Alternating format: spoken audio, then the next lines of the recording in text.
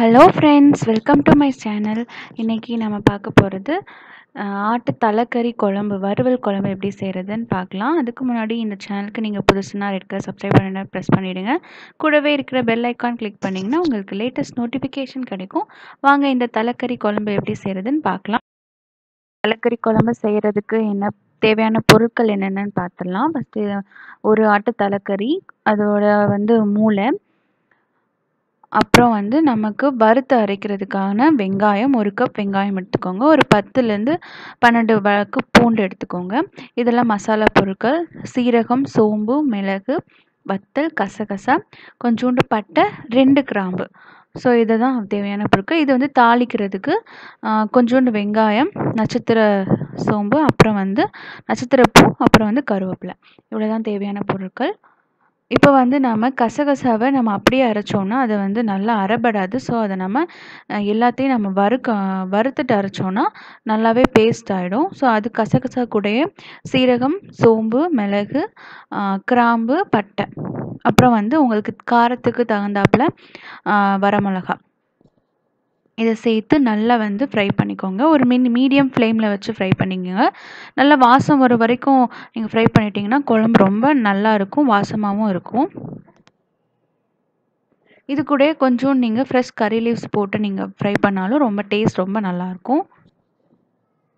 இப்போ அதை நம்ம தனியாக எடுத்து வச்சுட்டோம்.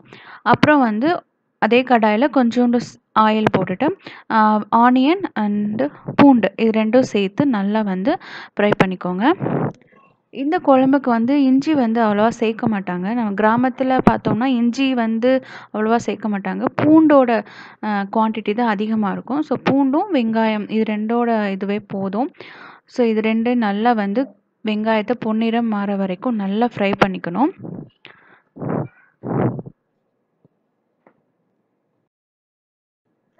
பார்த்தீங்கன்னா நல்லா வெங்காயம் நல்லாவே வறுத்துருச்சு, நல்லா பொன்னிறம் ஆயிடுச்சு. இதை தேங்காய் கூட சேர்த்து நல்லா பேஸ்ட் ஆட்டம் அரைச்சி வச்சுக்கணும். இப்போ பார்த்தீங்கன்னா மூளையை நல்லா புளியை நல்லா கெட்டியாக கரைச்சி அதை புளியில் ஊற வச்சிடணும். ஏன்னா குழம்புல நம்ம மூளையை போடும்போது மூளை கரைஞ்சி காணாமல் போயிடும். ஸோ அதனால தான் அதை புளியோட பரட்டி வச்சோம்னா அது அப்படியே இருக்கும்னு சொல்லுவாங்க. இப்போ பார்த்தீங்கன்னா பேஸ்ட்டு மசாலா பேஸ்ட் அரைச்சி வச்சாச்சு. ஒன்று வெங்காயம் பூண்டு பேஸ்ட்டு, இன்னொன்று அந்த மசாலா பொருள் கூட தேங்காய் 1 கப் தேங்காய் சேர்த்து அரைச்ச பேஸ்ட்டு. இப்போ குழம்பு நம்ம தாளிக்க போகிறோம். தாளிக்கிறதுக்கு கொஞ்சோண்டு கடாயில் ஆயில் போட்டுட்டு கொஞ்சோண்டு கடுகு உளுந்த பருப்பு போட்டுட்டு அப்புறம் நட்சத்திர பூ அது ஒன்று, அப்புறம் கருவேப்பிலை, சின்ன வெங்காயம் ஒரு 4-5 சின்ன வெங்காயம் பொடியாக நறுக்குனது, அதுவே போதுமான அளவு. ஸோ அதை நம்ம நல்லா ஃப்ரை பண்ணிக்கலாம்.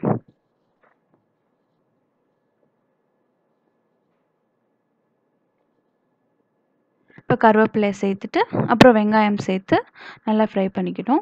ஃப்ரை பண்ணிவிட்டு நம்ம கழுவி வச்சுருக்கிற அந்த கறி பார்த்திங்கங்களா, அதை நம்ம சேர்த்து கொஞ்சம் ஒரு 10 நிமிஷம் நல்லா அந்த ஆயிலில் ஃப்ரை பண்ணிக்கணும்.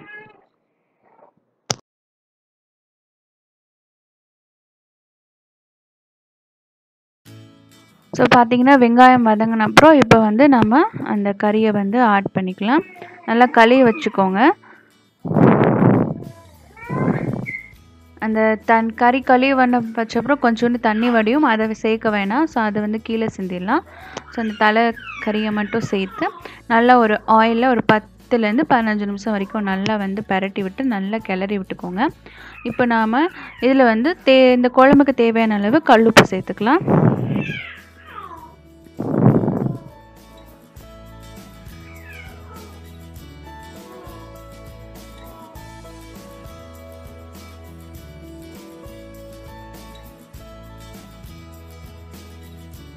ஸோ இப்போ நம்ம குழம்புக்கு கல்லுப்பு சேர்த்துக்கோங்க. அப்புறம் ஒரு 1/2 டீஸ்பூன் அளவுக்கு மஞ்சத்தூள் அதுவும் சேர்த்துட்டு நல்லா கிளறி விட்டுக்கணும்.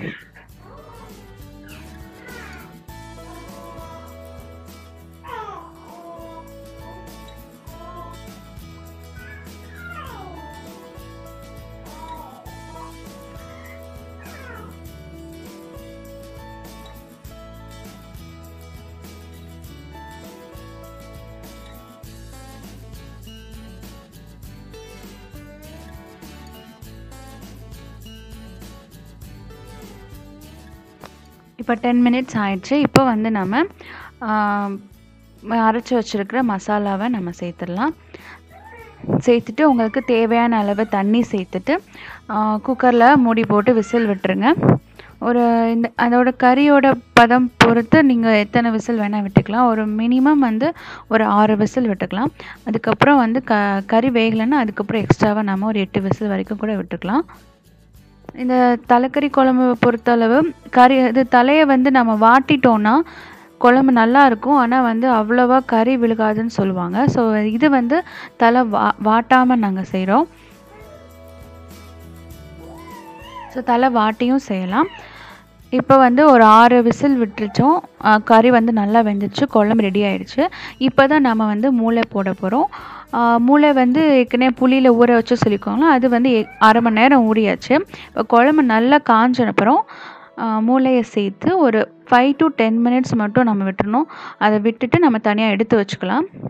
அந்த குழம்புல போட்டு நல்லா கொதித்து வெந்த பிறகு மூளையை தனியாக எடுத்து வச்சிடணும். ஸோ குழம்புலே போட்டுறாதீங்க.